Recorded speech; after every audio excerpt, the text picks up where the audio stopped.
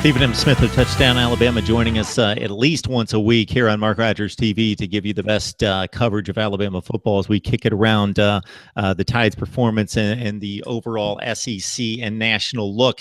At times, you can join Stephen on The Way It Is, his new show that launched back in July, 2 to 4 Central Time, Fox 97.9, Muscle Shoals, and Florence, Alabama. And, of course, Touchdown Alabama.net as well. In many respects, Stephen, the game reminded me of the Washington effort in the college football playoff, where the Huskies defense was extremely tough, and despite what the offense was giving away, what was it? I get him confused. Was it Tim Anderson or Tim Williams with the pick along the sideline? Ryan Anderson, man. Ryan Anderson. Not Tim Williams. Ryan Anderson. Exactly. Ryan Anderson. The Washington offense gave it up a couple times in plus territory for the Alabama offense. The Huskies kept them out over and over and over, but after the one touchdown drive early in the game for Washington, they just couldn't get anything mustered. I think this Florida State team overall, if they had Francois, is better than that Washington team. They recruited at a much higher level, but I saw similarities there, and certainly they stopped the Alabama ground game for the most part, unlike Bo Scarborough running wild against Washington, but it was kind of a similar effort. Jalen Hurts wasn't needed to be called upon to carry the offense. So that was still a question mark that we had coming into the season when this kid is put into a situation where he's got to throw from the pocket. What's going to happen? Is he going to be able to deliver?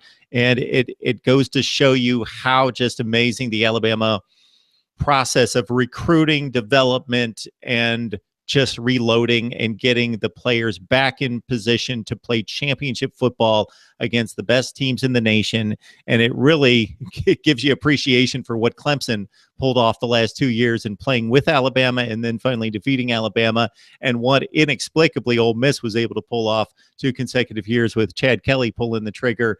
They just had some special talent at the outside, and with Kelly doing a great job at quarterback, because since Ohio State was able to do it in 2014, despite challenges from very good football teams, it just seems there's a point in the game where the back breaks and these offenses just can't hold up anymore, in particular, and that Alabama front seven just inserts its will. And it was a lot like the Washington game, from the final score of both times being 24-7 in both games. Jalen Hurts, not reaching 100 yards passing.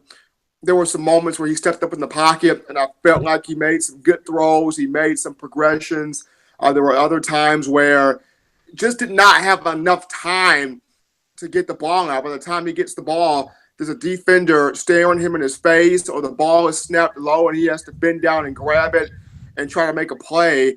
There was even a situation where he tries to pass the ball. It gets batted up in the air right back to him, and then he has to make something out of nothing there as well. And also keep in mind the first game for Brian Dable as offensive coordinator. He's so used to the National Football League. This is his first game, back in the college ranks, and he's got to get familiar with it. He's got to get adjusted to it.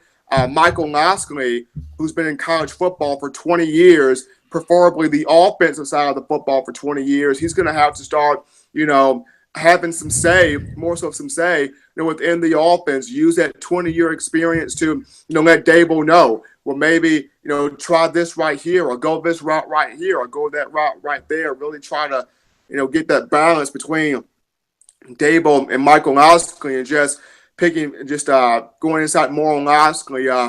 My prayers and condolences definitely with his family. Michael Laskley losing his son, who 25 years old, to a tragic shooting in Baltimore, Maryland on Sunday night. So Laskley took a plane today, was not at practice. He was in Baltimore with his wife, consoling the family, just trying to comfort the family and trying to grieve the best way you know how. This is a very difficult situation, especially when Laskley returns. He has to not only grieve, but find a way to put this behind him and then go back to coach a football team. So it's very difficult for him.